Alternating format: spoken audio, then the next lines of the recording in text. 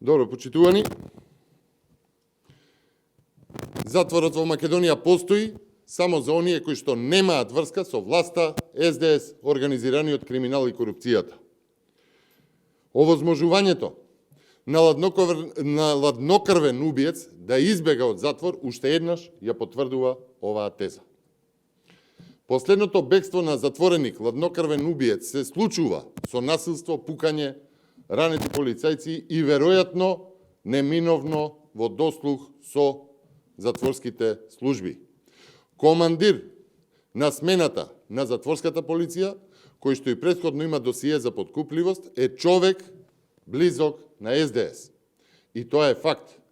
Толку близок, што на фотографија со генералниот секретар на СДС, Миле Зечевиќ, пред неколку недели порачува со шефот до крај.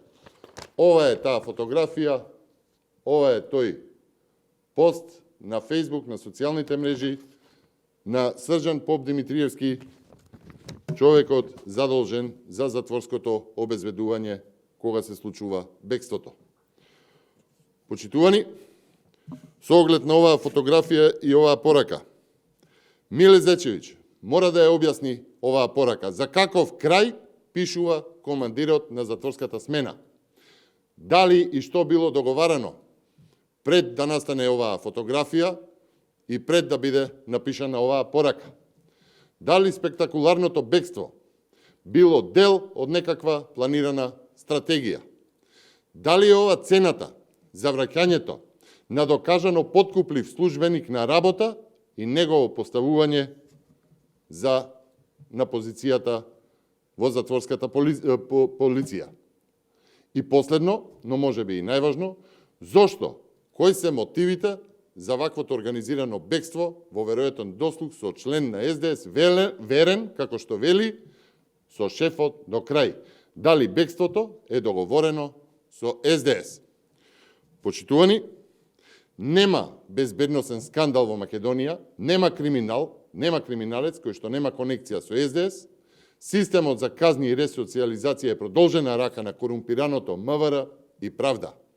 Во затвор остануваат и ослужуваат казна само оние кои што не се во дослуг со СДС и владеачката коалиција на криминалот и корупцијата. Почитувани, само избори се излез од оваа состојба во која што не втурна СДС. Ви благодарам, повелете со прашање. На процесот устав измени, односно вметнување на бугарите во уставот, владеачките партии нагласуваат дека процесот мора да заврши до крајот на ноември. Кога ќе заврши процесот на скрининг, за да продолжи процесот на евроинтеграција во земјава.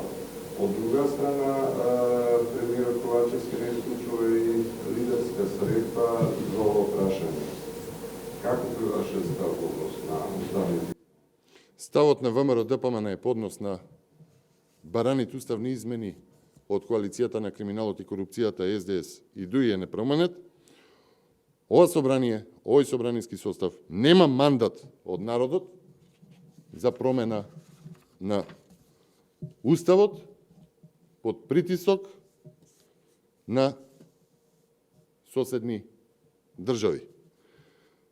Она што можам да го истакнам по сите овие барања е дека Европска еднина со владеачката коалиција на криминалот и корупцијата е загрозена и тоа го кажуваат фактите и анкетите кои што велат дека само 13% од граѓаните сметаат дека државата се движи во правилна насока, постојат рекордни 53% од граѓаните кои сметаат дека квалитетот на живот им назадувал, довербата во правосудниот систем е 3-4%, не се верува во правна држава, не се верува во европски исчекор, постои катастрофална економска состојба, последни сме по раст, а втори сме по мизерија во Европа. Така што, уште еднаш ќе повторам, овој собраниски состав, овие пратеници во собранието немаат мандат за промена на уставот. Единствено за што треба да се разговара е што поскоро да се соберат и да се организираат предвремени парламентарни избори. Ви благодарам, следува втора пресконференција.